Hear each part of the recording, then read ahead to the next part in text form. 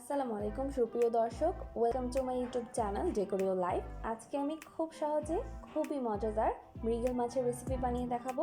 আশা করছি আমার আজকের রেসিপিটি আপনাদের কাছে ভালো লাগবে। তো শুরু করছি আমার আজকের রেসিপি।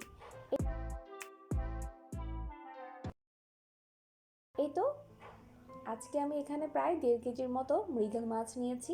মাছটা আমি আগে থেকেই পরিষ্কার করে ধুয়ে কেটে নিয়েছি। এই তো মাছটাকে আমি আজকে তেলে ভেজে নিব। তো প্রথমেই দিয়ে দিচ্ছি 1 চা চামচের মতো হলুদের গুঁড়া, আর দিয়ে দিচ্ছি 1 চা চামচের মতো মরিচের গুঁড়া, আর দিয়ে দিচ্ছি স্বাদ মতো লবণ। এই তো খুব ভালো মতো মাছটাকে এখন মাখিয়ে নিচ্ছি।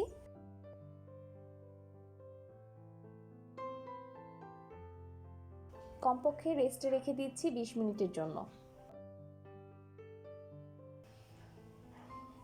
এতে করে মাছের ভিতর কিন্তু লবণটা খুব ভালো মতো ঢুকতে পারবে।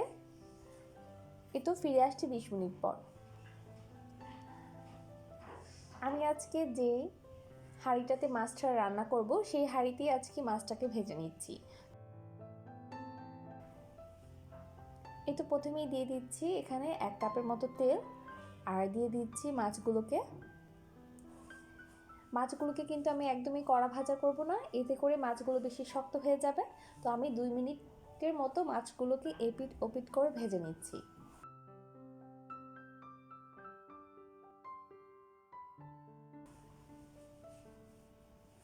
এই তো এরকম একটা কাঁচা ভাবটা চলে গেলেই মাছটা কিন্তু নরম ভাজা হয়ে আসলেই আমি মাছটাকে তুলে নিচ্ছি।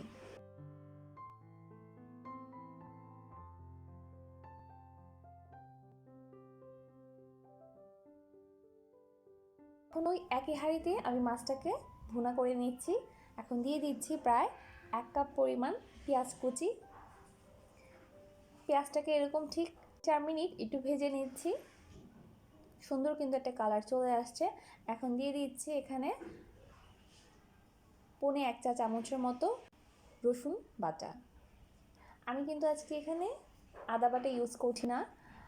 মাছ ভুনাতে সবসময় চেষ্টা করবেন রসুনটাকে ইউজ করতে, আদাটাকে না, কারণ এতে করে মাছের যে একটা নিজস্ব সেন্ট থাকে সেটা কিন্তু পরে পাওয়া যাবে না। তো আমি কিন্তু আদাটাকে স্কিপ করে দিচ্ছি।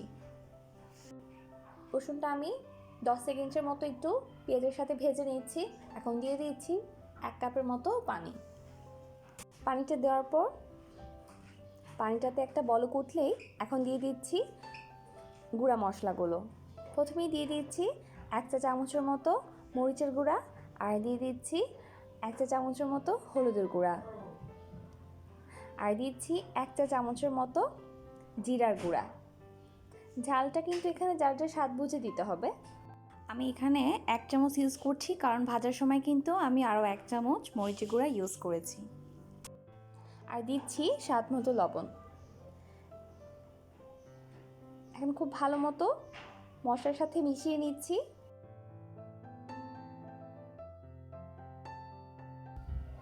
মশলাটা যখন ভাজা ভাজা হয়ে আসবে এখন দিয়ে দিচ্ছি আরও 1/2 কাপের মতো পানি, যেন মশলাটা পুড়ে না যায়। আজকে আমি মাছের এই রেসিপিতে টমেটো ইউজ করছি, এতে করে মাছের ঝোলটা খেতে খুব টেস্টি হয়ে থাকে।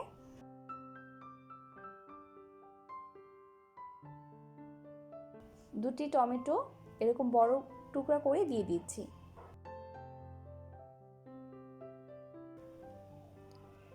এই তো ভাজা কিন্তু খুব ভালো মতো হয়ে গিয়েছে। তেলটা যখন উপরে উঠে আসবে এখন দিয়ে দিচ্ছি আরও 1 কাপের মতো পানি। এখন টমেটোটাকে আমি সেদ্ধ করে নিচ্ছি।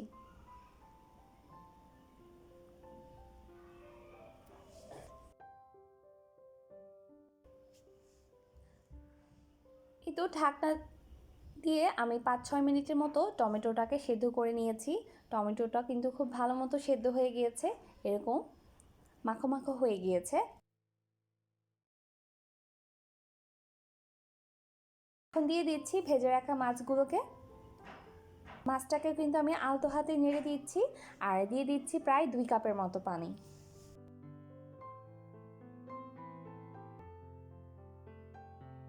আর দিয়ে দিচ্ছি 4 থেকে 5টি আস্ত কাঁচামরিচ।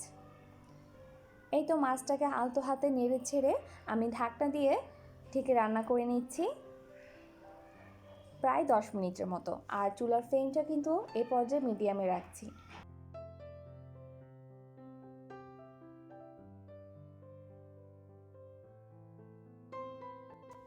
10 মিনিট পর ঢাকনাটা তুলে এখন দিয়ে দিচ্ছি কুচি করে কেটে নেওয়া ধনেপাতা।